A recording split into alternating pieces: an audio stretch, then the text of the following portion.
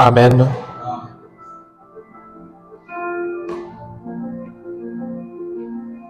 Que le Seigneur vous bénisse. Je pense que nous allons tous bien, non? Oui. Nous sommes en train de continuer avec notre enseignement sur le mystère de l'échelle qui relie les cieux et la terre. C'est un enseignement, je crois que ça nous bénit tous. Moi, chaque fois que je réécoute ça, même à la maison, je me sens béni. L'autre jour, je disais à Béni, je lui ai dit, je ne me reconnais pas quand j'écoute ça. C'est comme si c'est une autre personne qui prêche et moi je suis. Ce qui me confirme réellement que le Seigneur est en train de prendre le contrôle de la chose. Il écarte l'humain de la scène. Amen. Oui, nous allons continuer aujourd'hui avec le chapitre 1. Nous sommes toujours dans le chapitre 1 qui est le chapitre introductif. Dans le chapitre 1, la partie B et le deuxième partie de la partie B. Donc, nous sommes dans le chapitre 1, partie B, et le point 1, dans le point 2 de la partie B.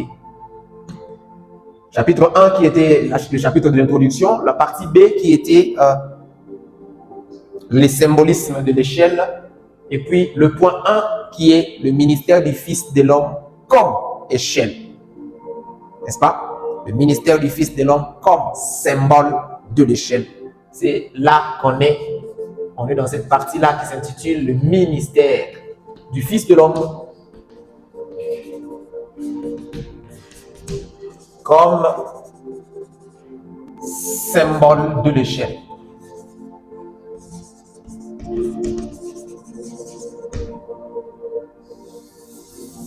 C'est là qu'on est. Et on avait déjà commencé ces points 2 la fois passée. Là où on vous a lu qu'avec le frère Branham, on a lu, là où le frère Branham parle du retour du ministère de Jésus-Christ dans son église. Et il a même parlé de la réincarnation du ministère de Jésus-Christ dans son église. Et il dit c'est cette réincarnation du ministère de Jésus-Christ dans son église qui ouvre la porte à l'épouse pour que l'épouse soit identifiée dans le ministère de Jésus-Christ lui-même. Donc nous voyons par là Christ.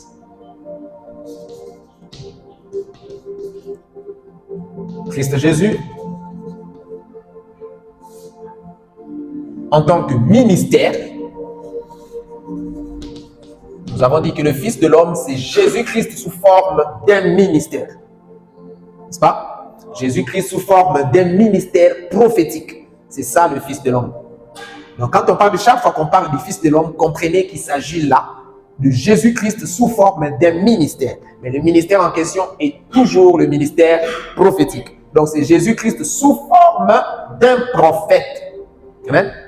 C'est ça le Fils de l'homme.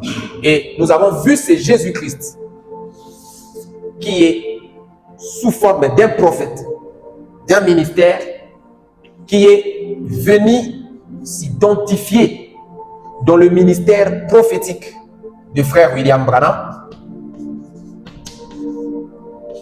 On avait lu la citation, n'est-ce pas? Les âmes qui sont maintenant en prison, paragraphe 116. Le frère Branham dit, nous croyons tous que le ministère de Jésus-Christ devrait s'incarner dans son église dans le dernier jour. Et il dit, je le crois aussi comme vous, car après tout, cette vérité, il s'agit de moi qui suis concerné là-dedans. N'est-ce pas? Donc, il s'agit là du ministère du frère Branham en tant que prophète qui vient recevoir une deuxième touche prophétique qui n'a rien à voir avec un prophète par rapport au ministère d'Éphésiens 4. Amen.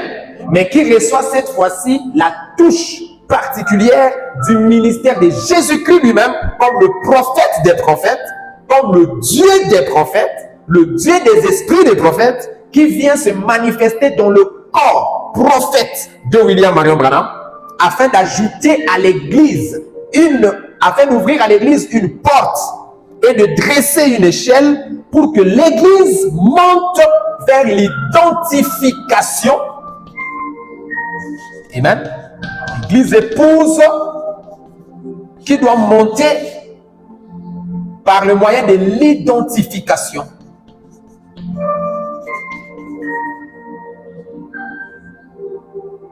À ce ministère qui est le ministère de Jésus-Christ. Ce Christ sous forme de ministère qui se donne lui-même, qui se donne lui-même à l'épouse au travers des ministères du frère Branham, afin qu'au travers de ce ministère de frère Branham, l'épouse soit identifiée dans le prophète. Une fois identifiée dans les prophètes, le même ministère qui est celui de Christ se manifeste dans le corps épouse. Amen. Tout le corps épouse sera identifié à ce ministère prophétique de Jésus-Christ. C'est ce qui fera, c'est ce qui rate beaucoup de gens dans le message de frère Branham, là où ils croient que ce ministère de Jésus-Christ qui se réincarne dans l'Église termine dans la personne de William Branham. Non. Ce que William Branham termine, c'est la phase introductive de cette chose-là. William Branham était la phase introductive du ministère de Jésus-Christ dans l'Église.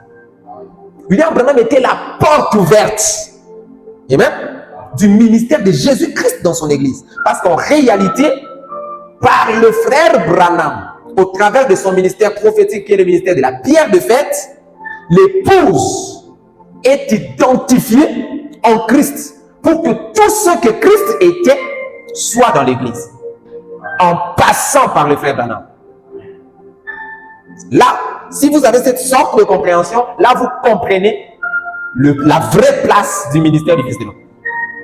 Amen. Dans le Fils de l'homme, est-ce qu'en cela, le frère David veut-il dire que nous aussi, tels que nous sommes là, nous sommes le Fils de l'homme? Non. Le Fils de l'homme, c'est Dieu prophète. Mais le frère Branham parle du ministère de Jésus-Christ. Vous comprenez? Le ministère de Jésus-Christ, c'est tout un ensemble dont le Fils de l'homme est la première chose. Le Fils de l'homme est le moyen par lequel l'épouse voit Jésus afin que l'épouse devienne Jésus. Vous avez compris ça? Donc le ministère du Fils de l'homme, c'est le moyen par lequel Jésus se permet d'être vu par l'Église afin de donner à l'Église l'occasion de devenir à l'image de ce qu'elle a vu. Parce que nous devenons ce que nous voyons. C'est ce que dit le Saint Paul dans le livre des Corinthiens. Il dit, nous aujourd'hui, le visage découvert, nous contemplons comme au moyen d'un miroir la gloire de Dieu. Et nous sommes tous transformés en l'image de ce Seigneur esprit que nous regardons par le miroir. Vous comprenez? Le miroir, c'est le ministère du Fils de l'homme. C'est un miroir, c'est un reflecteur. Vous voyez? C'est un moyen par lequel Dieu, Christ, se reflète pour être vu par nous. Quand nous voyons maintenant l'image de Christ dans ce reflet miroitier, nous devenons comme Christ. Vous avez compris? Ce chemin, ça échappe à beaucoup parmi nous. Et c'est à cause de ça que certaines personnes ont fait de Branham totalement le Dieu adorable. Vous voyez? Parce qu'il s'agit de Jésus-Christ qui revient dans la chair d'un homme. Vous voyez? Et c'est fini, c'est Jésus, c'est Dieu. On adore le frère Branham. Parce que quand Elohim est entré dans le corps de Jésus, ça fait de Jésus Dieu. En tout cas, on adore Jésus. Et quand c'est même Jésus-là aussi vient entrer en Branham, en tout cas, c'est automatique. Il a fait de Branham Dieu, on adore Branham. C'est qu'ils ignorent et que le même Jésus est entré aussi en nous et il a fait de nous des dieux.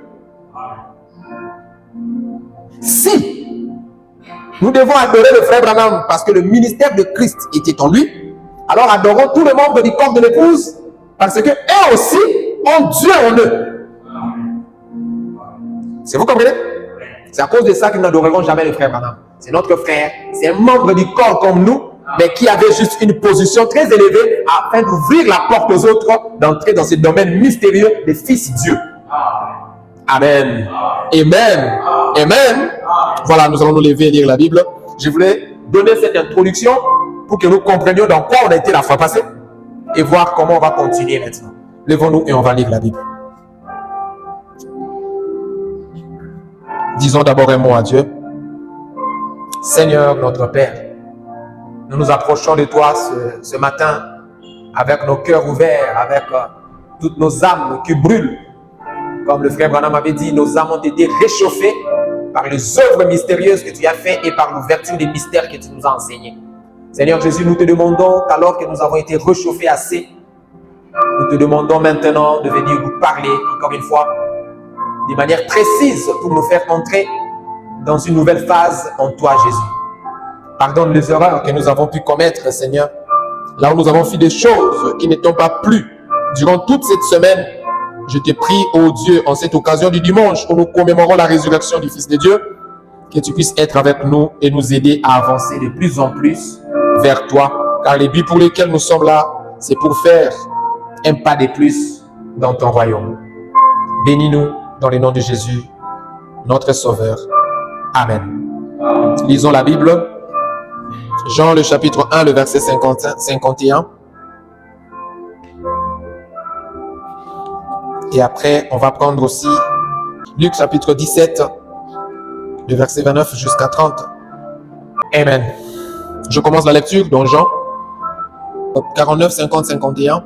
Nathanaël répondit et lui dit, « Rabbi, tu es le Fils de Dieu, tu es le roi d'Israël. » Jésus lui répondit, « Parce que je t'ai dit que je t'ai vu sous le figuier, tu crois, tu verras de plus grandes choses que celles-ci. » Et il lui dit, en vérité, vous verrez désormais le ciel ouvert et les anges de Dieu monter et descendre au-dessus du Fils de l'homme. Luc chapitre 17, 28 jusqu'à 30. Ce qui arriva du temps de Lot arrivera pareillement. Les hommes mangeaient, buvaient, achetaient, vendaient, plantaient, bâtissaient. Mais le jour où Lot sortit de Sodome, une pluie de feu et de soufre tomba du ciel et les fit tous périr. Il en sera de même le jour où le Fils de l'homme paraîtra. Luc chapitre 18, le verset 8.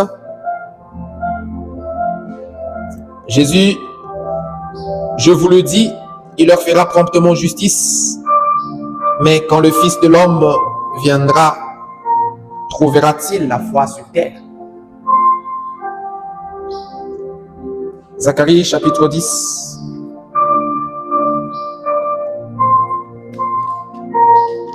Le verset 1. Demandez à l'Éternel la pluie du printemps. L'Éternel produira des éclairs et il vous enverra une abondante pluie. Il donnera à chacun de l'herbe dans son champ. Prions le Seigneur encore une fois. Ta Bible vient d'être lue, Père, et ce que je peux te demander, c'est de guérir toute personne malade qui entendra cette prédication ici et même partout où elle ira dans les enregistrements et dans les vidéos. Non pas seulement la guérison physique, mais la guérison de l'âme. Que ce qui a été lu entre comme une épée à deux tranchants et sépare les choses qui doivent être séparées en nous. Nous nous abandonnons à toi au nom de Jésus. Amen. On peut s'asseoir maintenant. Et on a fait des lectures dans la Bible, là où on nous parle de Fils de l'homme. Jésus qui dit, comme on l'avait dit la fois passée, il parle à Nathanaël. Nathanaël a vu le Fils de l'homme dans sa phase de discernement. Est-ce que vous comprenez? Nathanaël a vu le Fils de l'homme dans sa phase du discernement des pensées des cœurs. Laisse un peu. Il a vu le Fils de l'homme dans sa phase du discernement des pensées des cœurs. Amen. Nathanaël s'approche de Jésus. C'était d'abord Philippe. Philippe a rencontré le Seigneur. Il a cru au Seigneur. Et Philippe ira appeler son ami Nathanaël. Il va, il trouve Nathanaël. Il dit, Nathanaël, viens, nous l'avons trouvé. Vous avez trouvé qui? Il dit, celui dont il est écrit dans les prophètes. Celui dont les prophètes ont parlé. Oh my. C'était un homme ordinaire. Un homme qui marchait comme moi. Mais il était différent des autres parce que les prophètes ont parlé de lui. Amen. C'est lui dont les prophètes ont parlé. Qui est-il? C'est Yehoshua ben Yassaf. Il vient d'où? De Nazareth. Ah, toi aussi. Quelque chose de bon peut-il vraiment sortir de Nazareth? Philippe savait que je ne peux pas lui prouver que quelque chose de bon peut venir de là. La seule chose que je peux dire à Nathanaël, c'est viens et vois. Il dit, viens toi-même et vois. Nathanaël a dit, d'accord, allons-y, on va voir. Moi, je suis versé dans les Écritures, tu sais, hein. Moi, je suis un homme qui aime les Écritures, qui surveille la parole. Nous sommes là versés dans la loi, nous sommes des étudiants de ce qu'a dit les prophètes. Alors, j'arrive un peu pour voir ton monsieur-là. Et moi-même, avec les Écritures que je connais, je saurais l'identifier s'il est un vrai ou un faux. Et voilà Nathanaël qui arrive avec toute fierté comme un vrai juif qui se respecte. Tu sais que les juifs sont un peu trop fiers avec leur Dieu. Hein. Ils nous disent que nous sommes tous des païens. Nous tous là des païens, c'est eux seuls qui connaissent Dieu. Et Nathanaël venait avec la fierté d'un véritable juif qui craint l'Éternel d'après la loi. C'est pointe devant Jésus, Jésus a prêché. Comme toujours, Jésus discernait les pensées à la fin de la réunion. Amen. Jésus a prêché, il a prêché, il a prêché. Le royaume de Dieu est parmi vous, le royaume de Dieu approche. Répondez-vous, revenez, tout ça. Appelez les enfants, les brebis perdues d'Israël, tout ça. Il a rassemblé les Écritures, il a parlé comme un bon docteur. Après avoir parlé, il entre dans la deuxième phase. Une autre onction. Amen. Les visions commencent à apparaître. Et puis il dit, voici Nathanaël. Tu es un véritable juif en qui il n'y a pas de fraude. Un vrai juif qui mène une vie correcte et nette. Dans ta vie, tu n'as pas de... Tu es correct, toi. Nathanaël le regarde et dit, d'où m'as-tu connu, Seigneur? Rabbi, c'est-à-dire le docteur. Où est-ce que tu m'as connu? Nathanaël s'est dit dans la tête, ah oui, je comprends, Philippe m'a trahi. Philippe a dit à ces messieurs, tout sur moi. Jésus a compris que Nathanaël est allé, voyez qu'il y a une tricherie. Alors Jésus est allé au-delà avant que Nathanaël ne vienne. Il dit, mais quand tu étais sous le figuier, en train de prier, avant que Nathanaël ne vienne, je t'ai vu. Ah, là c'était un signe authentique. Les Juifs recherchent ça. Et directement il a dit, tu es le Christ, le roi d'Israël. Il a connu Jésus comment? Par une prophétie. Est-ce qu'il a identifié Jésus parce qu'une prophétie a dit c'est lui, si c'est un fils de Dieu? Non. Il a identifié Jésus par rapport aux Écritures. Vous voyez? Jésus a fait quelque chose et Nathanaël est retourné dans les Écritures. Ce que cet homme a fait, il est écrit que c'est lui qui le fera, c'est le Messie. Amen. Et Nathanaël, tu es le Christ, le roi d'Israël. Jésus a dit à Nathanaël, oh, parce que je t'ai dit que je t'ai vu. Voilà pourquoi tu me crois. Mais ça, c'est petit. Alléluia. Mais c'est ça que je vous dis là, c'est ce qui a raté les branhamistes. Je suis branhamiste comme eux. Mais ça, c'est ce que je vais vous dire maintenant là. C'est ce qui a raté nos amis branhamistes. Eh bien, ils ont manqué ça. Ils ont manqué de comprendre que Jésus a traité de ce ministère, discernant les pensées des cœurs. Jésus a dit que c'était la petite chose. Est-ce que quelqu'un comprend? Tu as cru parce que je t'ai dit où tu étais. Tu me crois parce que tu as vu la manifestation du ministère du Fils de l'homme. Tu me crois parce que tu as vu le discernement de tes pensées. Tu me crois parce que je sonde les profondeurs des cœurs. Ça, tu crois. Mais laisse-moi te dire que ça, ce n'est rien. Amen. Ça, ce n'est rien. Attache-toi seulement à moi. Tu verras des choses plus que celle-ci. Quelle est encore cette chose plus que celle-ci? Le ciel va s'ouvrir, Nathanaël, et vous verrez les anges de Dieu monter et descendre au-dessus du Fils de l'homme. Ça sera la grande chose. Alléluia. Amen. Ce que moi je fais, oh, ça vous épate. Mais ce n'est rien. Un temps viendra quand le ciel va s'ouvrir. Amen. Un chemin s'ouvrira entre le ciel et la terre. Une échelle descendra pour relier les humains et le divin. Les anges du ciel monteront et descendront. Et il y aura sur la terre un ministère du Fils de l'homme. Qui sera l'échelle qui reliera les bas vers le haut. Qui fera que El Elyon, qui était le Dieu très haut, deviendra le Dieu de la terre. Le glorieux mystère des éternités sera compris par les hommes du temps. Le Dieu de l'éternité deviendra un élément du temps. Ça sera tellement glorieux, Nathanaël. Ça sera plus que les discernements de pensée. Les anges d'en haut monteront et descendront sur le ministère du Fils de l'homme. Ça sera grand. Amen. Nathanaël a dit, oh, comme c'est glorieux. Alors il ne faut pas que je quitte cet homme. Je dois suivre cet homme partout pour arriver à ce moment-là où la grande chose arrivera. Amen. Nathanaël voulait arriver au temps où la grande chose allait venir. Et il est resté fidèle à Jésus, en train de suivre Jésus partout, surveiller les mouvements de Jésus pour voir le ciel s'ouvrir et que les anges montent et descendent. Ils ont attendu, ils ont attendu, ils ont attendu, rien du tout. Et à la grande déception, voilà que c'est Jésus qu'on attendait voir les anges monter et descendre sur lui. On l'a tué. Jésus est mort sans qu'on ait vu la grande chose. Est-ce que quelqu'un comprend? Il est parti sans nous montrer la grande chose. On a passé toute notre vie à côté de lui, en train de le suivre, pour nous montrer la chose là qu'il avait tout de petit. Tout ce qu'on a vu en lui, discerner les pensées, guérir les malades. Mais l'autre chose, cet homme est parti sans nous le donner. Et pourtant, c'est ce que moi, Nathanaël, j'attendais. Jésus, avant de partir, leur laisse une promesse. Une promesse détaillée avec une adresse. Alléluia. De la même manière que le monde était arrivé au temps de Sodome, au temps de Lot, quand la sodomie était entrée. Quand vous verrez la terre retourner dans la condition du temps de Sodome, amen, le Fils de l'homme viendra. Amen. Le Fils de l'homme viendra. C'est là que s'accomplira la grande chose. De la même manière qu'un éclair part de l'Orient et se montre jusqu'en Occident. Vous comprenez ça? Comme un éclair traverse le ciel, quitte l'Est et part à l'Ouest, voici ce que sera la trajectoire du Fils de l'homme. Alléluia. Je vous montre la trajectoire du Fils de l'homme. Je vous ai montré la première partie de ce Fils de l'homme. Avec le discernement, et ça vous a plu. Vous m'avez cru pour ça. Mais écoute, Nathanaël. Un temps viendra où le Fils de l'homme ne s'arrêtera pas seulement à discerner les pensées, mais le ciel s'ouvrira au-dessus de sa tête. Et l'échelle descendra.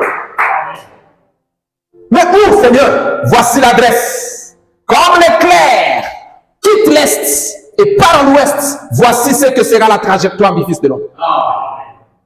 À l'Ouest, quelque part à l'Ouest, là au fond de l'Ouest, le Fils de l'homme viendra. Amen. Et puis il leur dit dans Luc 18:8, il dit, mais quand le Fils de l'homme en question viendra, trouvera-t-il vraiment la foi? Est-ce que vous serez capable de le croire comme le Fils de l'homme?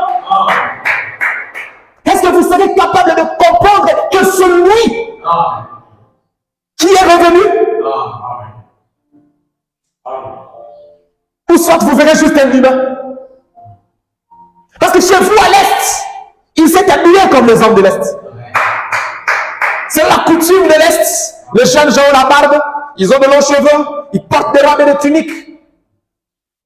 Mais quand il viendra à l'Ouest, il sera aussi obligé de se comporter comme les hommes de l'Ouest. Serez-vous capable de le croire? Trouvera-t-il encore la foi sur la terre? Amen. Parce que les éclairs vont traverser les cieux. Ça donnera une sorte d'énergie. Parce que l'éclair, c'est l'électricité. Le rôle de cet éclair, ça sera pour donner l'électricité là où il n'y avait plus de courant. Parce que le froid entrera, les ténèbres entreront, il n'y aura plus de lumière. Et un éclair traversera le ciel pour donner une sorte d'énergie, d'électricité. Mais peu seront ceux qui saisiront cette électricité. Peu seront saisis par ce courant. Parce que plusieurs seront déconnectés. Tellement les courants, ça fait longtemps que le courant ne revient plus, ça fait longtemps qu'on ne rétablit plus, ils ont déconnecté leur fil. Quand cet éclair traversera le ciel et qu'il alimentera encore les câbles mers, ceux qui se retrouveront attachés recevront le courant. Mais est-ce qu'il trouvera vraiment assez de gens attachés? Est-ce que quelqu'un comprend ce que je dis?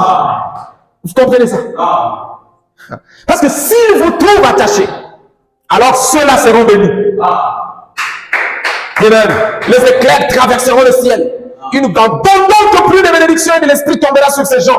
Et ces gens-là, leurs champs produiront. Les semences cachées en eux se manifesteront. Pourquoi? Ils seront connectés et identifiés à un ministère plus grand.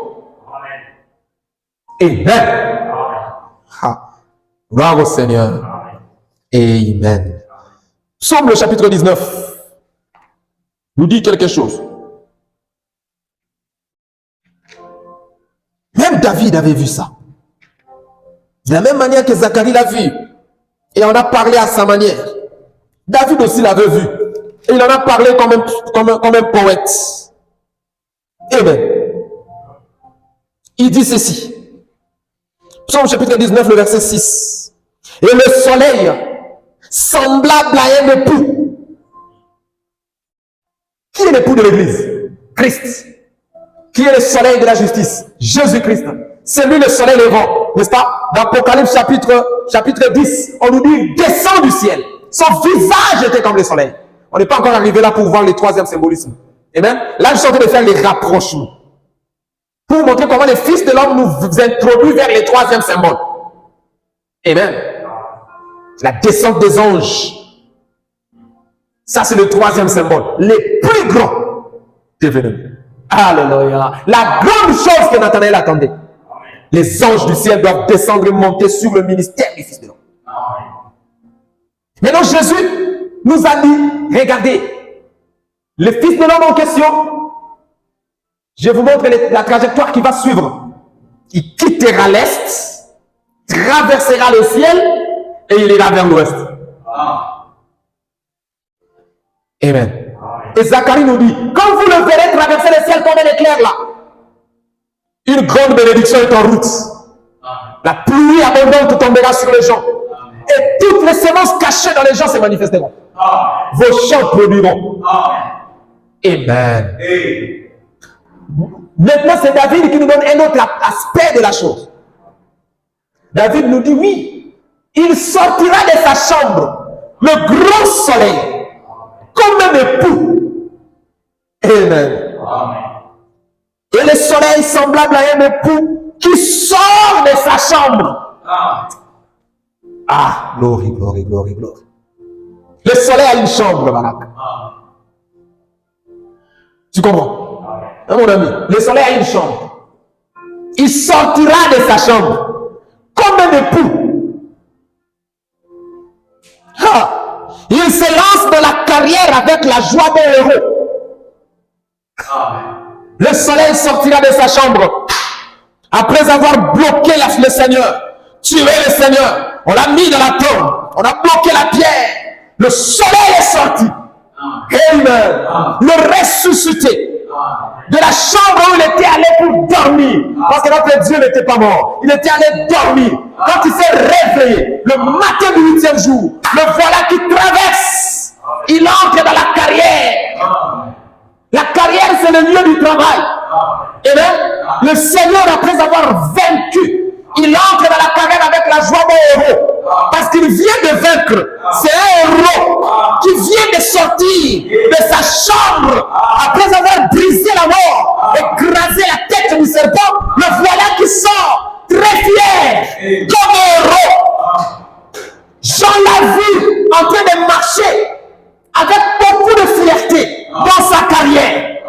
Il a dit, je l'ai vu. Il était en train de marcher sur les 7 chandeliers d'or. Alléluia. Il quittait le premier âge qui était à l'est.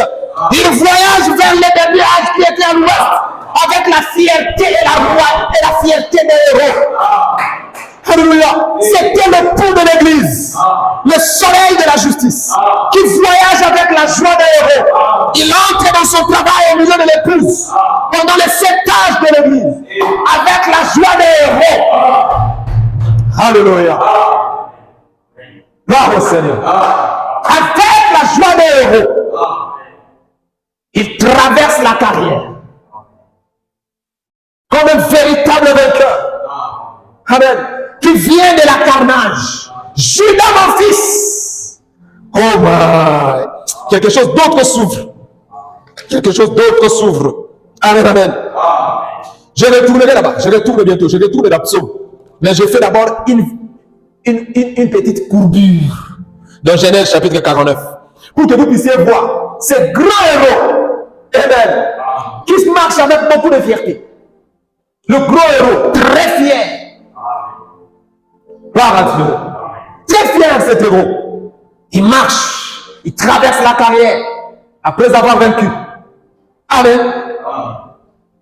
Genèse chapitre 49, le verset 9. Judas est un jeune lion. Alléluia. Judas, tu es un jeune lion. Tu reviens du carnage, mon fils. Eh bien, tu viens d'une guerre. Tu as tué, tu as vaincu et tu rentres de la guerre. Il ploie ses genoux. Il se couche comme un lion. Amen. Le grand Judas, qui est le lion vainqueur, a vaincu ses ennemis. Il rentre de sa carnage. Un vrai héros.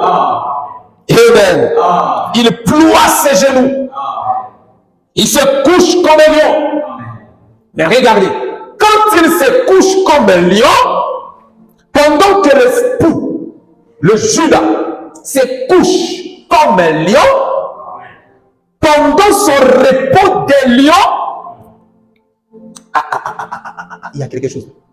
Pendant qu'il se repose, il a vaincu comme un lion, n'est-ce pas? Il est venu aussi se reposer comme un lion, n'est-ce pas? Mais pendant qu'il se repose, il n'est plus un lion. Quand on revient comme ça, il devient une lionne. Quelqu'un est là. Il dit, il ploie les genoux, il se couche comme un lion, comme une lionne. Qui la fera lever? Amen. Il a vaincu comme un lion. Il vient se reposer comme un lion. Mais pendant son repos, il devient une lionne. Et en tant que lion, personne ne peut empêcher son repos. Personne ne peut le défier.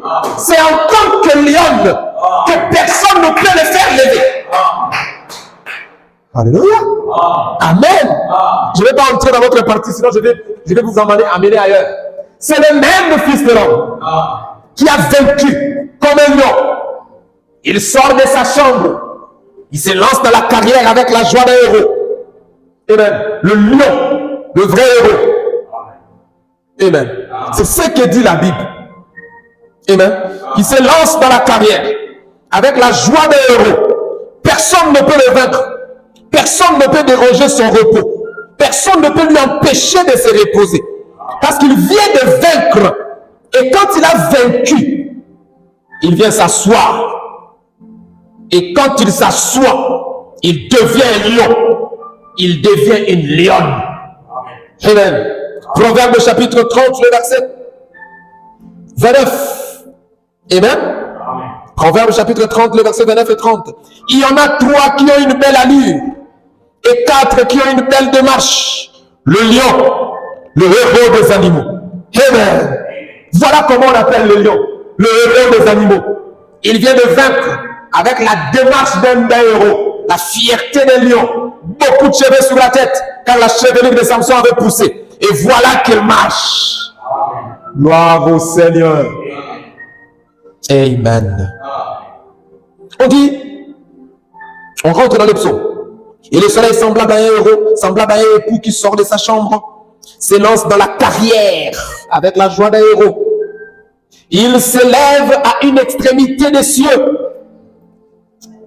et achève sa course à l'autre extrémité. Rien ne se dérobe à sa chaleur. Amen. Est-ce que vous comprenez? Le soleil qui sort comme un héros après avoir vaincu, sort de sa chambre et il traverse la carrière comme un héros et il quitte une extrémité de la terre. Il quitte une extrémité des cieux et va vers l'extrémité. Il quitte l'est. Il va vers l'ouest. C'est le même soleil. Le même fils de l'homme. le même Jésus-Christ, il quitte l'Est et il va vers l'Ouest. Mais qu'est-ce qu'il va faire à l'Ouest? Mais pourquoi va-t-il à l'Ouest? Le verset 5 nous dit, leur retentissement parcourt toute la terre. L'exerçon va aux extrémités du monde où il a dressé une tente pour le soleil. Amen. Psaume 19:5. Il y a une tente, une maison que Dieu a construite pour le soleil. Et cette maison se trouvait où? À l'ouest. Et le soleil devait sortir de la chambre de l'est et s'avancer vers une maison qui se trouve à l'ouest, que Dieu lui avait construit. Tu n'as voulu ni offrande ni sacrifice, mais tu m'as formé un corps. Parce qu'une maison, c'est un corps. Paul dit, si la tente dans laquelle j'habite est détruite, il y a une autre qui m'attend. Quelle est cette tente dans laquelle on habite? Le corps. Dieu a dressé, a construit un corps pour le soleil, le Fils de l'homme, Jésus-Christ, à l'ouest. Et c'est quand il entre dans ce corps de l'ouest, alléluia, que les choses commencent, que la grande chose est prête à arriver. Quelqu'un me comprend? Je suis biblique, non? Tout ce que j'ai dit, c'est biblique. Je n'invente rien. La grande chose, c'est ces choses-là que Nathanaël avait attendu durant la vie de Christ.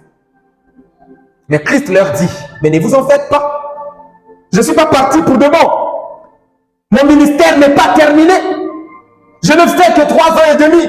Il y a encore une partie qui est restée. Mais cette partie restante, je vous donne l'adresse. Comme le soleil sort de l'est et part à l'ouest, ainsi sera ma venue. J'aurai une maison que le Père a préparée pour moi. De la même manière qu'en entrant dans le monde, je dis, je n'ai voulu ni offrande ni sacrifice, mais le Père m'a préparé un corps pour accomplir sa volonté à l'est. De la même manière, il y a aussi une volonté à l'ouest. Je dois aller l'accomplir. Il y a un autre corps que mon Père m'a préparé là-bas. Quand j'entrerai dans ce corps, alors la grande chose que vous attendez, où les anges doivent monter et descendre, s'accomplira. Et quand ça s'accomplira, le ciel sur terre et la terre sera dans le ciel. Il n'y aura aucune limite. Amen. Oh Nathanaël, tu veux voir l'accomplissement de l'échelle de Jacob? Mais attends, quand le Fils de l'homme reviendra. Amen. Et que les anges monteront et descendront au-dessus de lui. Un groupe d'anges quittera le ciel. Ils viendront rencontrer le Fils de l'homme sur la terre. Un Dieu prophète. Il fera des va-et-vient au-dessus de lui. Et il viendra vous dire, 7 anges sont venus de l'éternité. Ils m'ont trouvé là où j'étais. Ils m'ont élevé et ils m'ont ramené. Amen. Ils montaient et descendaient. Et après ça, on lui dit, prends le livre, descends à Jeffersonville, brise le sceau. Pourquoi? La grande chose est venue. Alléluia. Alléluia. Gloire soit rendue à Jésus-Christ. Merci Seigneur pour cette glorieuse révélation. Merci Jésus pour ces merveilleuses choses qui a échappé aux théologiens, mais que tu as trouvé bon de les cacher aux sages et aux intelligents. Et Jésus a dit, tu les révèles aux enfants. Amen. Barak est en train de comprendre ces choses. Jefferson est en train de comprendre ces choses. Les jeunes gens partout dans le monde sont en train de comprendre ces choses. Parce qu'il a caché aux sages. Il les révèle aux enfants. Amen. Dans le royaume des cieux, et pour ceux qui se ressemblent aux enfants, les 7 lumières éteintes doivent s'allumer pour que l'arc-en-ciel devienne total. La grande chose. Voyez-vous la grande chose? La grande chose, c'était ça. C'était que le ciel soit uni avec la terre. Le dernier mystère, c'est l'étoile de David. Amen. C'est quand les 2 cercles qui forment le chiffre 8 deviennent un seul cercle. Le plus grand mystère, Dieu devient homme. L'homme devient Dieu. Sans s'enlever une partie de l'homme, sans s'enlever une partie de Dieu, 100% Dieu, 100% homme. L'homme ne perd rien de son côté humain. Dieu aussi ne perd rien de son côté divin, mais les deux deviennent un. C'est le mystère le plus impossible de toute l'histoire de l'humanité. Alléluia. Gloire au Seigneur. Écoutez ce que dit le frère Branham. Dans la prédication, comment puis-je vaincre? Je lis ça et puis je vais lire les Écritures qui parlent sur le ministère du Fils de l'homme et on comprendra quelque chose. Amen. Comment puis-je vaincre? Paragraphe 35-36, le prophète dit ceci.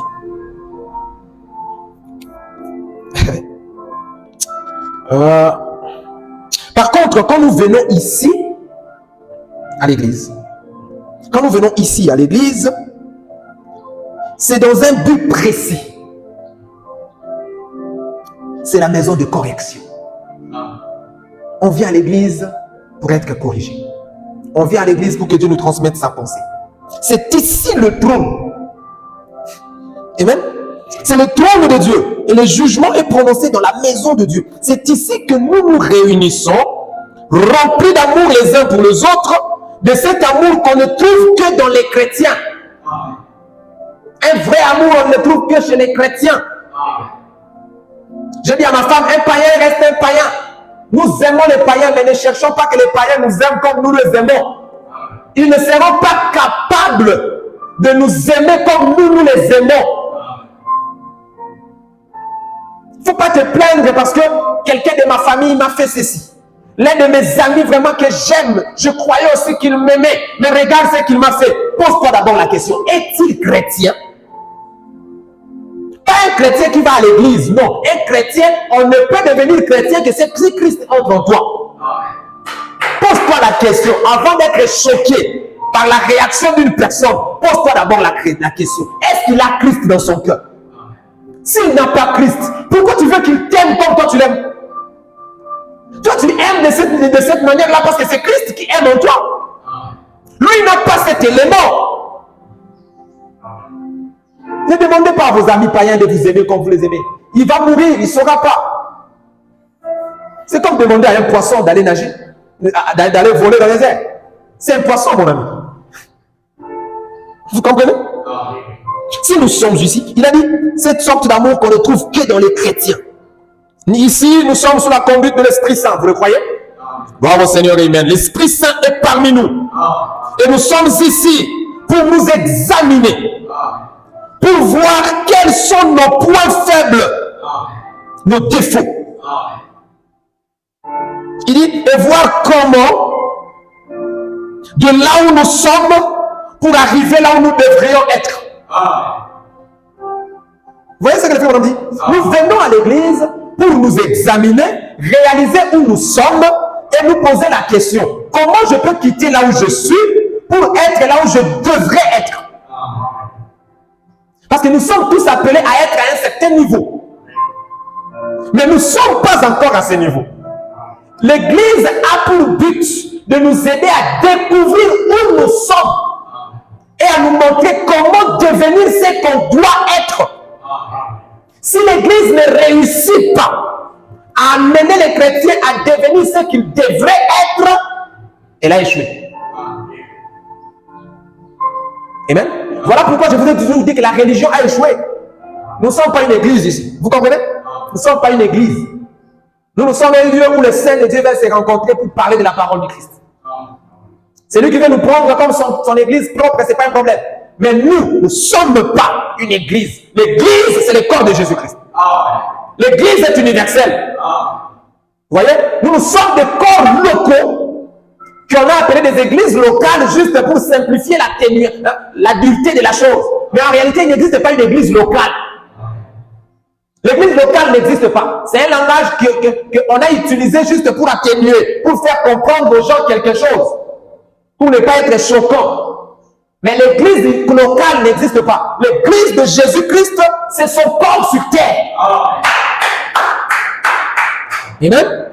Et tout ce que nous voyons là, ce sont des endroits où un certain nombre de gens qui constituent le corps de Christ se réunissent.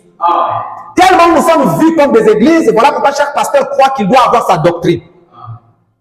Vous comprenez? Parce que le frère Branham dit chaque église a sa doctrine. Vous voyez?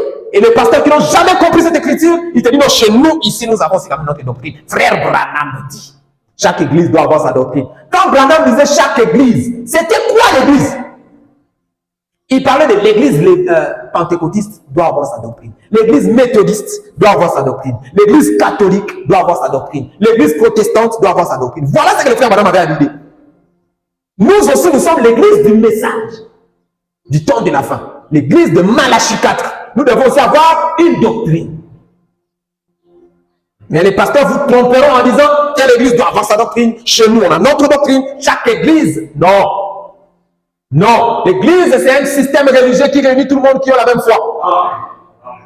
Vous comprenez? Alors nous sommes tous sous la foi de Malachie 4. La foi qui est restaurée au temps convenable. Et nous avons une seule doctrine. Cette doctrine, c'est le message du frère Branham. Si tu prêches quelque chose qui n'est pas du message du frère Branham, n'ose pas nous dire c'est notre doctrine d'ici. Non, il n'y a pas une doctrine d'ici et une doctrine de là-bas. La doctrine, c'est le message. Si le frère Branham, frère David, commence à vous amener des choses, rattrapez-le. Je vous ai toujours dit qu'ici, il n'y a personne qui soit supérieur. La supériorité vient à la parole. Gloire au Seigneur. Amen. Il dit, nous sommes ici pour nous examiner, pour voir là où nous sommes et comprendre là où, comment arriver là où nous devrions être. Et c'est ce que nous étudions. Amen. N'est-ce pas c'est ce que nous étudions? Nous étudions le mystère de l'échelle qui permet aux chrétiens de quitter là où il est pour être là où il devrait être. Branham dit, c'est ce que nous étudions. Les ministres étudient ces points dans l'intérêt de leurs fidèles. Voilà pourquoi moi j'étudie ces choses pour vous. Donc j'ai fait ma part et je crois que Dieu me bénira pour ça. Amen. Paragraphe 36, il dit, maintenant, je pense qu'à l'heure qu'il est, l'Église devrait peut-être s'élever encore un peu. Après avoir regardé là où nous sommes et compris là où nous devrions être, on a vu que non. En réalité, on doit être quelque part et l'Église ne l'est pas encore. L'Église, à l'heure qu'il est, devrait monter encore un peu. Branham dit, elle devrait gravir un échelon de plus. Bravo Seigneur. C'est pourquoi nous vous présentons cette échelle dans son deuxième symbole, le ministère du Fils de l'homme. Si tu comprends ce que c'est le ministère du Fils de l'homme, mon ami, tu as droit aux choses de la maison. Parce que lui, il est la porte. Amen. Il est à la porte. Il vous permet d'entrer à la maison. Gloire à Dieu. Amen. Maintenant, lisons ce que c'est, ce que le ministère du Fils de l'homme représente. Et puis, je crois qu'après avoir lu ça, on peut clôturer pour le matin. D'accord? Je veux que vous puissiez comprendre. Écrivez cette déclaration, cette référence. La prédication, l'identification de Christ dans tous les âges. L'identification de Christ dans tous les âges. Prêché le 9 avril 1964. Le prophète est en train de prier. Vous croyez au frère Branham? Vous croyez, hein? Moi, je vous ai amené à croire au prophète et non à croire en moi. Il y a un secret quand on croit au prophète. Croyez en ces prophètes. Vous comprenez? Confiez vous-même au prophète et vous réussirez. La réussite, c'est confier au prophète. Voilà pourquoi nous persistons malgré les épreuves, parce que nous nous confions à la parole du prophète. Et quand tu t'accroches à la parole du prophète, peu importe le vent, tu réussiras. Amen. Tu réussiras. Mais quand tu t'accroches à la parole de ton pasteur, tu échoueras. Amen. Jefferson, tu comprends? Peu importe combien le frère David peut être bon, si tu te confies à frère David, tu es maudit. Parce que la Bible dit maudit soit quiconque se confie à un homme. Notre pasteur, c'est un homme de Dieu, je vais me confier en lui. Tu es maudit. Même si tu deviens riche, même si tu achètes un avion, même si tu vois que ta vie terrestre prospère, crois-moi mon frère, tu es maudit. Les seuls humains dont nous avons le droit de nous confier à eux, ce sont des prophètes. Pourquoi? Parce que la parole de Dieu vient aux prophètes. Pas aux pasteurs, pas aux docteurs, pas aux apôtres, ni aux évangélistes, mais aux prophètes. Comme c'est eux les porteurs de la parole de Dieu pour nous, alors si nous nous confions à eux, nous réussirons. Jeff, hier, Barak m'a dit quelque chose qui m'a beaucoup amené à réfléchir. Il m'a posé une question. Il m'a dit, frère David, quand les gens se marient, tout le monde qui se marie dans le message là, ils associent leur pasteur dans leur mariage. Et nous croyons qu'en associant les pasteurs, on associe Dieu. Parce que vous nous dites que vous, les pasteurs, vous êtes des représentants de Dieu. Donc, on vous associe dans nos mariages. Mais pourquoi y a-t-il alors des mariages qui échouent? Pourquoi y a-t-il des gens qui pleurent dans leur mariage? Pourquoi y a-t-il des gens qui souffrent et qui réalisent que j'ai fait un mauvais choix? Pourquoi y a-t-il des mariages qui ne sont pas bénis? Pourquoi tous nos mariages ne sont pas prospères? Parce qu'en réalité, on s'est confié en vous. Vous voyez? Si réellement vous étiez des représentants de Dieu et que vous étiez là lors de notre mariage, on commence la fréquentation, tu es là. C'est toi qui conduis la fréquentation, tu conduis les fiançailles, tu conduis la bénédiction. Donc nous avons fait tous ces parcours sous tes yeux. Et une fois dans le mariage, on trouve que notre mariage n'est pas heureux. Il m'a dit, si nous avons déjà vu ça chez les gens qui se sont confiés au pasteur et ils ont échoué, qu'est-ce que ça nous donne encore comme goût de se confier à vous? Je pense que c'était ça. Vous voyez un peu? Parce qu'on a vu des gens qui ont donné même au pasteur les droits de choisir pour eux. Mais il est tombé dans une sorcière. Bon, qu'est-ce qui nous amènerait encore à continuer à dire que non, voilà, je vais me marier, je dois laisser les pasteurs gérer ça parce que les pasteurs, c'est la bouche de Dieu. Combien de fois vous avez géré ça échoue? Vous voyez? Je lui ai dit, le problème, c'est que nous, pasteurs, nous avons eu à ajouter nos intérêts et nos propres idées dans le mariage des enfants de Dieu. On les conduit dans les foyers que nous voulons. On donne nos enfants à des personnes que nos enfants eux-mêmes n'aiment pas. On provoque des mariages par les rencontres entre des parents sans consulter Dieu. Et les pasteurs viennent, au lieu d'être dignes et représentants de Dieu, pour dire non. Surtout si la famille est riche, on favorise le mariage. Et après, les enfants souffrent. Et vous allez continuer à nous dire, nous devons nous confier à vous. Vous avez déjà fait échouer combien de gens? Vous voyez? C'est à cause de ça que je vous dis toujours. Le frère David n'est pas un absolu. Le frère David est conduit par le même Saint-Esprit qui vous conduit. Vous voyez? Je peux aussi dire une chose qui n'est pas correcte. Mais le Saint-Esprit dans ton cœur te dit, non, va voir le frère David, dis-lui de corriger ceci. Et tu viens, tu me vois, tu me parles, et je dois corriger. Que personne ne te trompe, que ton pasteur c'est un ange local. Il n'y a pas d'écriture qui dit ça. Il n'y a aucun verset de la Bible qui le dit, aucune citation prophétique qui le dit. Branham dit, ton pasteur, quand il est sur la chair, pendant qu'il apporte la parole, c'est un ange de Dieu pour toi. Tel que je suis là, je suis un ange de Dieu pour toi parce que je porte un message. C'est pas que quand nous sommes en train de manger, nous sommes en train de causer, je suis avec ma femme dans la chambre, c'est l'ange de Dieu pour toi. Non, si tu prends ça de cette manière-là, voilà pourquoi vous acceptez certaines décisions de vos pasteurs en croyant que c'est l'ange, mais tu échoues après. Amen. Je rentre dans notre histoire. Parce qu'il faut qu'on avance, il faut qu'on monte. Et le Fils de l'homme, c'est un chemin.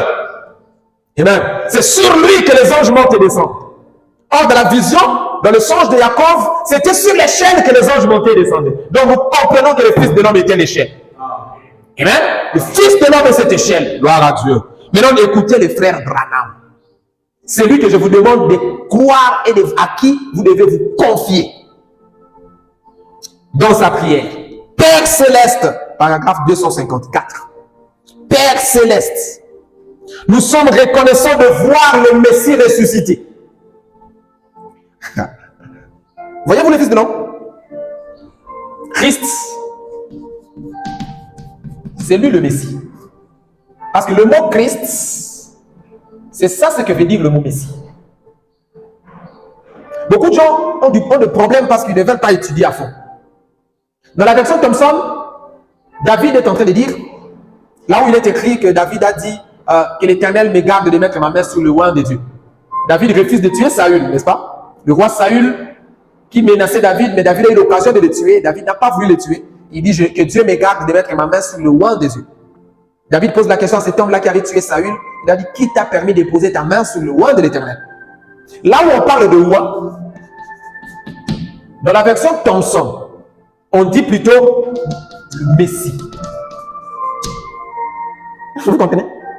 Dans la version Thomson, on dit, David a dit que l'Éternel me garde de mettre ma main sur le Messie de l'Éternel. Parce que le mot Messie vient du mot hébreu Mash. Masha. Tu vois? Masha. Masha qui veut dire oint. Et Mashaya qui veut dire le oint de Jéhovah, le oint de Yahweh, le oint de l'Éternel. Vous comprenez? Ça vient de Mashak. Ça vient du mot hébreu Mashak, qui veut dire onction. Et ce mot, c'est un mot hébreu. Vous voyez qu'on a utilisé ce mot-là même pour Saül. C'est-à-dire que ce mot-là n'a rien à voir avec une personne unique, Jésus. Vous voyez? Parce qu'on pouvait l'utiliser même pour Saül. Même Saül était le Messie de Dieu. Était un Messie de Dieu. Était un Machaya. Vous voyez un peu? Maintenant, ces mots Macha, ces mots Macha, en grec, c'est là qu'en grec on parle de Christos.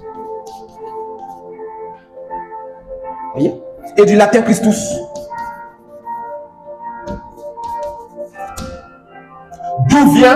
D'où on tire Christ. Or, ce mot Christ, les Grecs, en parlant de Christos, l'ont tiré d'un mot qui était bien avant eux, de la religion d'Horus, depuis l'ancienne Égypte, où Horus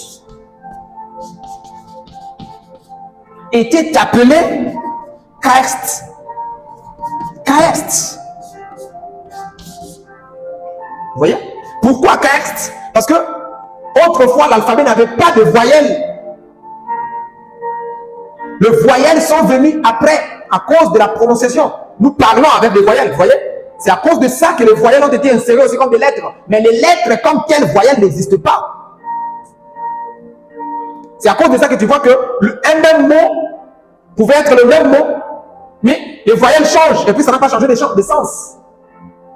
Comme Macha, Machaya. Certaines personnes peuvent enlever les A et mettre les I. Et dire Machia. Vous comprenez? Et ça ne change aucun sens parce que la voyelle ne peut pas changer le sens d'un mot. C'est comme ça que Christ était Horus, qui est le Christ des Égyptiens. Vous comprenez un peu? La lumière, la parole, le logos des Égyptiens. Vous comprenez un peu? Pourquoi je vous ai dit ces choses? C'est pour que vous compreniez que le mot Messie, c'est un mot qui existait avant que Jésus ne vienne. Mais quand Jésus est venu, il était un Messie différent des autres Messies. Parce qu'il était Dieu. Vous voyez? C'est à cause de ça qu'on l'a appelé Jésus le Christ. C'est ça. Jésus le Christ. C'était pas Jésus-Christ. Son nom, c'est pas Jésus-Christ. Son nom, c'est Jésus. Et les Juifs l'appelaient Yeshua ben Yassaf, Jésus le fils de Joseph. Ah, c'est comme ça qu'on identifiait les gens chez les Juifs. Vous voyez? Mais c'est lui qu'on appelle le Seigneur Jésus-Christ aujourd'hui. C'est Jésus le Christ. Pilate a dit, que ferons-nous de ce Jésus qu'on appelle Christ? Vous voyez? Vous voyez? C'est la Bible. Que ferons-nous de ce Jésus qu'on appelle Christ?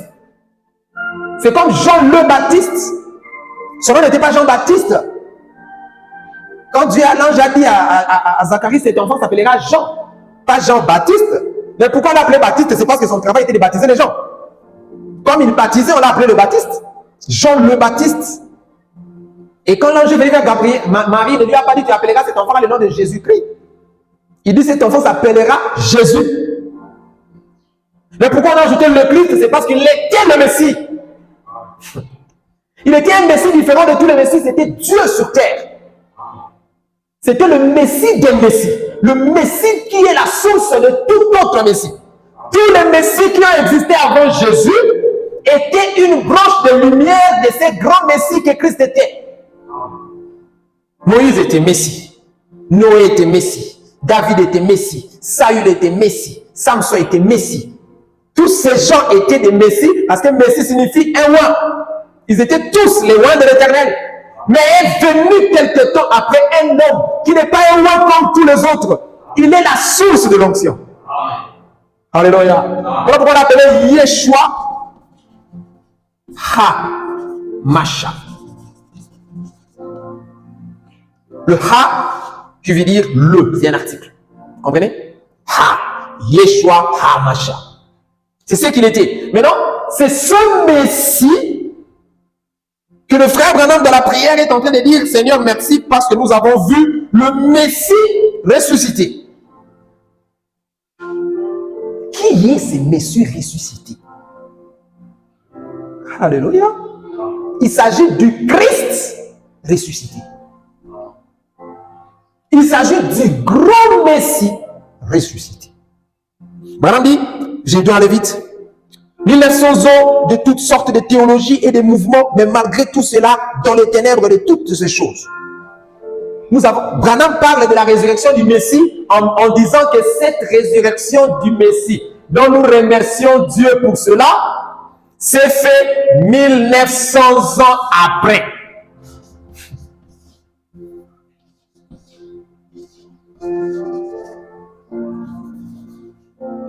« 1900 ans après quoi? Parce que nous savons que 1900 ans, c'est Jésus-Christ qui était ici. Nous avons vu Jésus-Christ ici. Mais voilà que le frère Branham remercie Dieu pour un Messie qui apparaît après 1900 ans. Or, le Messie ressuscité, il était déjà ressuscité ici. Il y a 1900 ans. Et non après 1900 ans. Il s'agit là alors de quelle résurrection et de quel Messie? Vous comprenez? Vous devez comprendre ces choses pour que personne ne t'amène à avoir peur des choses de Dieu et que personne ne t'amène aussi à être égaré. Il ne s'agit pas, on avait dit la fois passée, notre frère Branham dit tout ce que nous lisons, nous voyons qui? Christ. On ne voit pas Branham dedans. Si tu lis, tu vois Branham dit lui-même, tu as manqué quelque chose, tu n'as pas bien lu, reprends. Ce que nous lisons, on voit Christ. Le Messie, le Masha. Amen. Gloire au Seigneur. Après 1900 ans, voilà. Tu as promis que tu apparaîtrais ici dans le dernier jour, en ce jour de Sodome, et que tu feras connaître aux enfants d'Abraham, les appelés les élus. Branham dit à Jésus que tu avais promis que dans le dernier jour, tu apparaîtras ici. Et que tu te feras connaître aux enfants d'Abraham qui sont les élus. Dans un temps qui sera comme le temps de Sodome. Et Branham dit, et te voilà ce soir. Te voilà ce soir. Après 1900 ans. Tu es tout aussi vivant ce soir que tu l'étais quand tu as parlé à la femme au puits. C'est Dieu manifesté dans la chair. Maintenant, dans la chair de son épouse. Car l'épouse et le mari sont une seule et même chair. Ces deux-là ne font qu'un.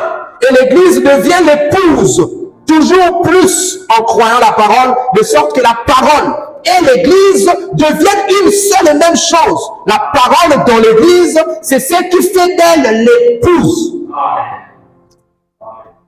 Le dernier signe, Dieu qui s'identifie. La parole dans l'Église. Amen. Quand le Messie réapparaît à l'ouest du temps, c'est pour faire de la sorte que la parole et l'épouse deviennent un. Et ce Messie a réapparu dans le ministère prophétique de Frère Branham. Alléluia. Je lis encore le Frère Branham, parce que je ne vais rien ajouter. Dieu change-t-il d'avis? La prédication du Frère Branham. Hein? Dieu change-t-il d'avis? Prêché le 27 avril 1965. Paragraphe 155, jusqu'en descendant un peu. Donc ceci, il dit, je vais le dire de cette manière ici. Nous sommes au temps de la fin, les temps de la moisson. Amen. Ça continue. Les temps de la moisson. Maintenant, au cours du voyage d'Abraham, tout au long, il a rencontré Dieu sous différentes formes et tout. Nous pourrions prendre cela et le démontrer. Nous sommes tous simplement la postérité d'Abraham. Si nous sommes en Christ, en réalité, Isaac était son fils mineur. Il était son fils par le sexe. Mais du point de vue spirituel, Christ est la postérité d'Abraham, sa postérité royale dans la foi. Amen. Nous sommes tous la sémence d'Abraham. Et Abraham a rencontré Dieu sous plusieurs formes, plusieurs visitations. 167. Maintenant, nous voyons que la postérité d'Abraham aussi fait le même voyage. C'est-à-dire que l'épouse de Christ fait le même voyage qu'avait fait Abraham. Abraham a fait le voyage en rencontrant Dieu de plusieurs manières, sous différentes formes. Et l'épouse aussi a fait pareil. Et le dernier signe qu'Abraham a vu avant la venue du Fils promis, c'était quand Dieu s'est manifesté dans un corps humain et que les deux anges sont descendus avec lui. C'est le dernier signe qu'Abraham a vu avant la naissance d'Isaac. On avait parlé de ça, n'est-ce pas? Abraham a vu Dieu sous forme d'un humain, accompagné de deux anges aussi sous forme des humains. Jésus a dit dans Luc chapitre 17, là où on vient de lire, le verset 30, que ce qui arriva du temps de Lot, il a parlé du temps de Noé, ce qui arriva du temps de Lot. Voyez, sa venue arrivera de même au jour où le Fils de l'homme se révélera. Branham dit, eh bien, il n'a jamais dit Fils de Dieu se révélera, mais il a parlé du Fils de l'homme.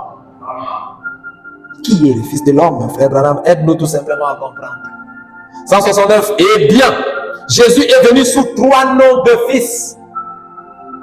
Nous expliquerons les 3 noms du Fils plus tard. Je vous avais dit, je n'enseigne pas sur le Fils de l'homme, n'est-ce pas? Mais je vous montre en quoi le Fils de l'homme est une échelle pour nous. Jésus est venu sous 3 noms de fils. Le Fils de l'homme est un prophète. C'est le prophète qui l'a dit. Le Fils de l'homme est un prophète. Le Fils de Dieu, c'est celui qui a parcouru l'âge de l'Église. Puis il y a le Fils de l'homme. Vous voyez? Mais entre le Fils de Dieu et le Fils de David, selon sa propre parole et selon Malachie 4, je voudrais ça pour que vous compreniez. D'accord? Je veux que Barak puisse très bien comprendre. J'ai fait une ligne de temps ici qui va vous permettre. Voici la ligne du temps. La ligne du temps. Jésus-Christ est venu sur la terre, il était appelé qui? Fils de l'homme. Vous voyez? Il disait toujours, je suis le Fils de l'homme. C'est ce qu'il disait, je suis le Fils de l'homme. Il a fait son ministère sur la terre dans la personne de Jésus-Christ. Dans le corps de Jésus-Christ, il a exercé ce ministère appelé le Fils de l'homme. Et le frère Branham dit, regardez, il est aussi le Fils de Dieu. Et le Fils de Dieu, c'est qui? Qu'est dit la Bible? Dieu est esprit. Vous comprenez? Comme Dieu est esprit, le Fils de Dieu, c'est l'esprit. C'est le Saint-Esprit. En tant que Fils de Dieu, Branham dit, il a accompagné l'Église dans les 7 âges de l'Église. En tant que Fils de Dieu, dans les 7 âges de l'Église. 1, 2, 3, 4, 5, 6, 7. Ici, tout ça, c'est en tant que Fils de Dieu. C'est-à-dire le Saint-Esprit. Vous voyez? Et il doit revenir à la fin, dans le millénium, comme le fils de David. Pendant le millénium, il sera le fils de David. Et en tant que David, regardez, c'est chaque fois qu'on dit fils de, il faut regarder quel est le mot qui vient après. Vous voyez? Fils de l'homme, qui vient après l'homme, et qui est l'homme prophète. Vous comprenez? C'est là où le frère Branham dit, le Fils de l'homme, c'est le prophète. Et on dit Fils de Dieu. Qui est Dieu? Esprit. Le Fils de Dieu doit être automatiquement un esprit. Voilà pourquoi il était le Saint-Esprit pendant les 7 âges. Troisième appellation, Fils de David. Qui est David? Un roi. Voilà pourquoi il sera le roi des rois. Vous voyez? Il sera le roi des rois pendant le millénium. Vous avez compris la ligne du temps? Maintenant, Branham a inséré quelque chose. Dans cette ligne de temps, Branham nous insère une vérité, une révélation. Il nous situe le Fils de l'homme, l'apparition du Fils de l'homme. Parce qu'il est déjà venu comme Jésus-Christ en tant que Fils de l'homme. Il est déjà comme le Saint-Esprit, il nous accompagne, n'est-ce pas? Et pendant le règne du millénium, il sera le Fils de David. Mais Jésus avait encore promis que le Fils de l'homme doit réapparaître. N'est-ce pas? Il doit revenir. Mais la question, c'est la suite du temps est là. Sur quel espace le Fils de l'homme reviendra encore? Parce que tout est plein. Vous voyez? C'est là que le frère Branham dit, entre le Fils de Dieu, c'est-à-dire ici, et le Fils de David, selon sa propre parole, et selon Malachie 4 et de nombreux passages des Écritures, Jésus est censé revenir dans son Église sous une forme physique, dont les gens, dont des humains, en tant que prophètes. Vous voyez où se trouve la brèche? C'est ici. Il y a une petite parenthèse qui s'ouvre. Vous voyez? Une petite parenthèse qui s'ouvre là. Entre les temps où le Saint-Esprit termine son voyage dans les 7 âges de l'Église et les temps où le millénium doit s'ouvrir. Au milieu là, une porte viendra. Car Jésus a dit, je suis la porte de la bergerie. Une porte viendra pour faire entrer les gens vers les glorieuses choses. Et cette porte sera à nouveau le Fils de l'homme. C'est-à-dire Jésus-Christ qui revient dans son Église sous la forme d'un prophète. Vous voyez? Est-ce que j'ai inventé quelque chose là? C'est le frère Branham. Et c'est là que nous voyons le ministère du frère Branham. On a compris? Le jour où on enseignera sur le Fils de l'homme, vous verrez comment c'est plus profond que ce que je dis là. Là, je vous montre seulement l'échelle.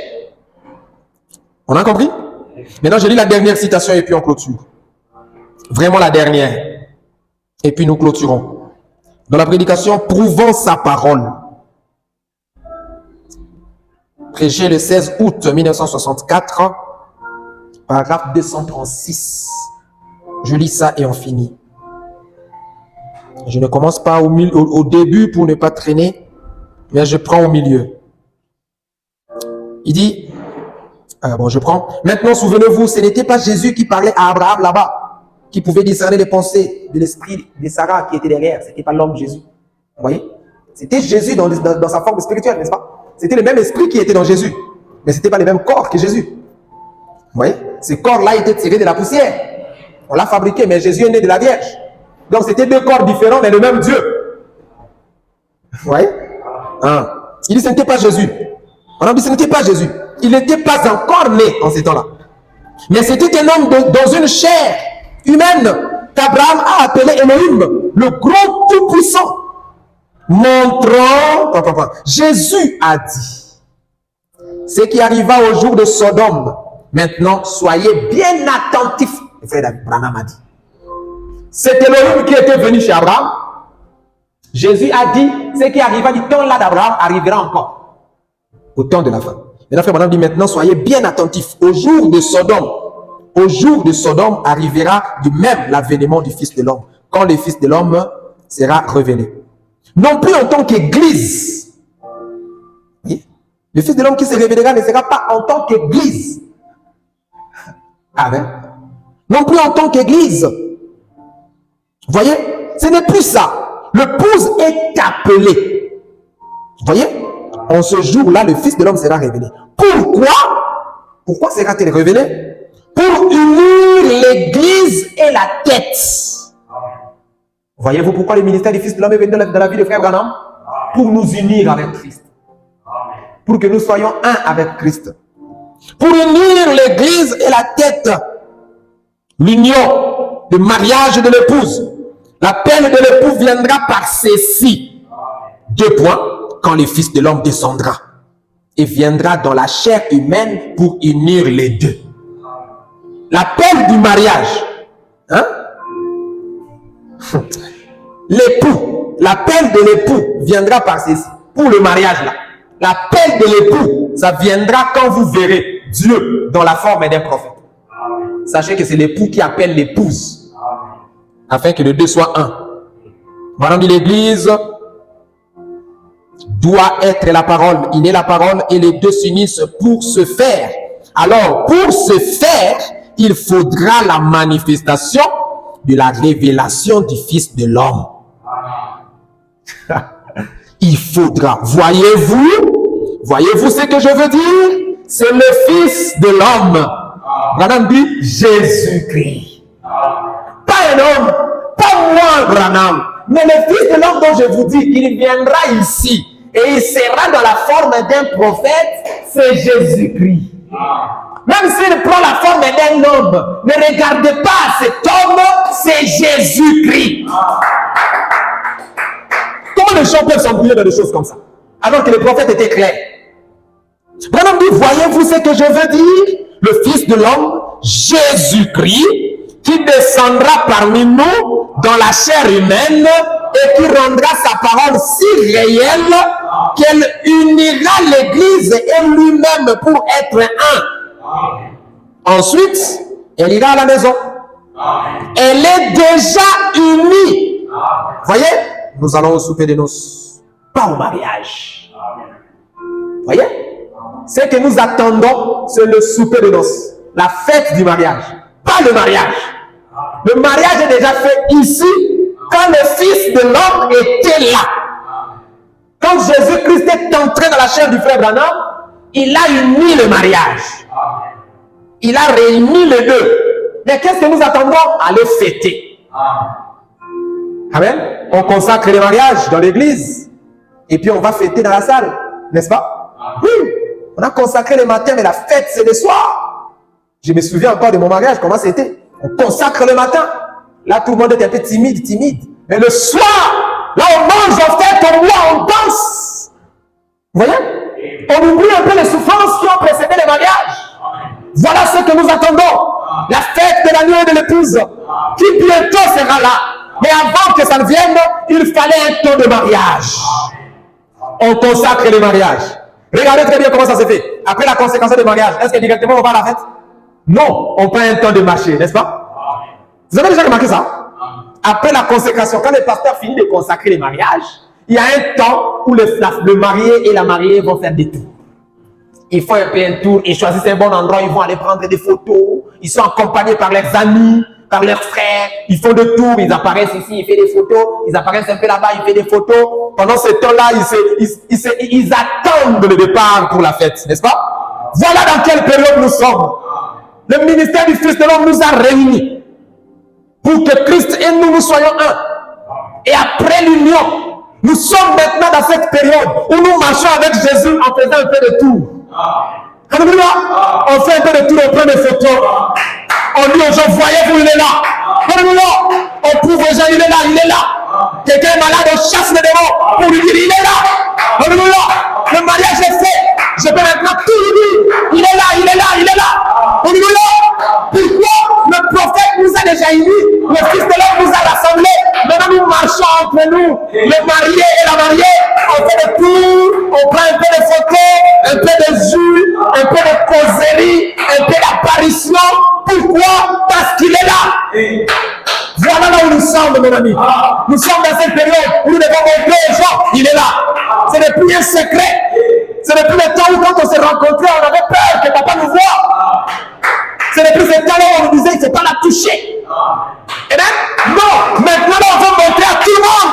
Je peux la toucher, je peux la porter, je peux l'embrasser. Je peux vous dire, prenez une photo, on se fait des bisous.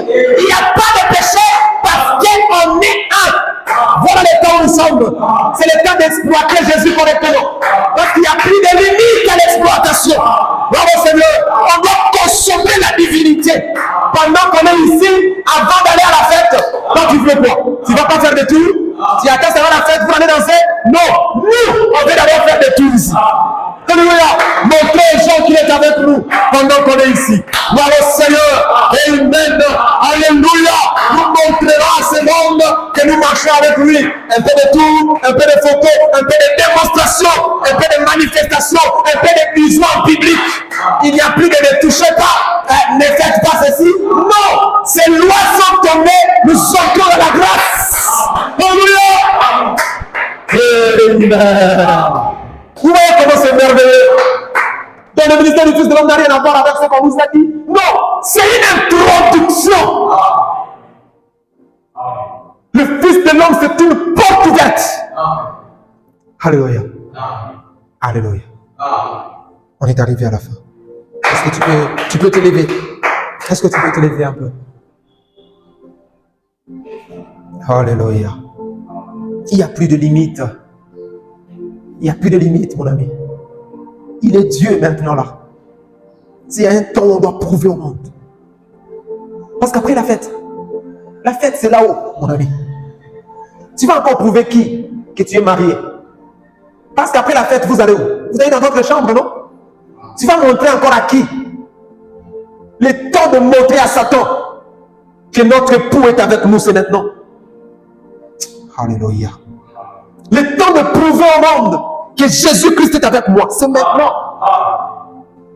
Parce que nous, dès que cette période finit, on monte à la souper de noces. Et après la souper de noces, millénium, le diable sera lié. Tu vas encore prouver à qui? Tu vas prouver à qui? Voici le temps de prouver à ce monde que nous avons Dieu. Le temps de prouver au monde. Voilà pourquoi les frères Branham dit, c'est vrai que nous partirons, mais avant que l'épouse ne parte, nous laisserons un secousse dans ce monde. Le monde saura qu'il y a eu des gens bizarres parmi nous. Il y a eu un groupe de peuples bizarres parmi nous. Les gens qu'on ne comprenait pas, ils étaient comme des dieux, comme des hommes. Parce que les pyramides s'embrassent. C'est le temps de montrer aux gens que nous sommes un avec Christ. Tout ce que Christ était a été déversé dans l'épouse en passant par ce tuyau qu'on appelle le ministère du Fils de l'homme. Le Fils de l'homme n'a rien retenu. Vous avez déjà vu un tuyau qui retient de l'eau? Pour dire moi aussi je garde un peu d'eau? Non mon frère. Si on avait 10 litres ici et qu'on met un tuyau pour que les 10 litres là passent dans un autre bidon, quand vous allez mesurer dans notre bidon, ça sera exactement 10 litres. Pourquoi? Le tuyau n'a rien retenu. Le tuyau a fait passer les contenus. C'est ce que le frère Branham a joué comme rôle. Prendre tout Dieu, tout Christ, le faire passer vers nous. Et quand il a fini de le faire passer, il disparaît. Le frère Branham meurt. Il a fini son travail. Toute la divinité est passée vers nous. Et c'est le temps maintenant de prouver aux gens que nous avons un bidon plein d'eau. Amen. Nous avons un bidon plein d'eau. Alléluia. Voilà pourquoi il a dit, l'épouse et l'esprit disent la même chose en disant aux gens quoi? Viens, tu as soif, viens, je te donne. Qui donne? L'épouse. L'épouse vous donne de l'eau. Parce que tout, c'est lui, c'est elle qui l'a. Bravo Seigneur. Bravo Seigneur. Alléluia. Oh my. On va chanter un peu et on va clôturer. Oh, je me sens bien. Le Saint-Esprit est là. Le Saint-Esprit est là. L'amour a disparu. Comment? Alléluia. Dieu donne un plein salut et sur le monde entier. Le grand jour s'est levé, le Saint-Esprit est là. Amen. Est-ce que tu peux prier? Est-ce que tu peux parler un peu à Dieu? Tu peux lui parler maintenant.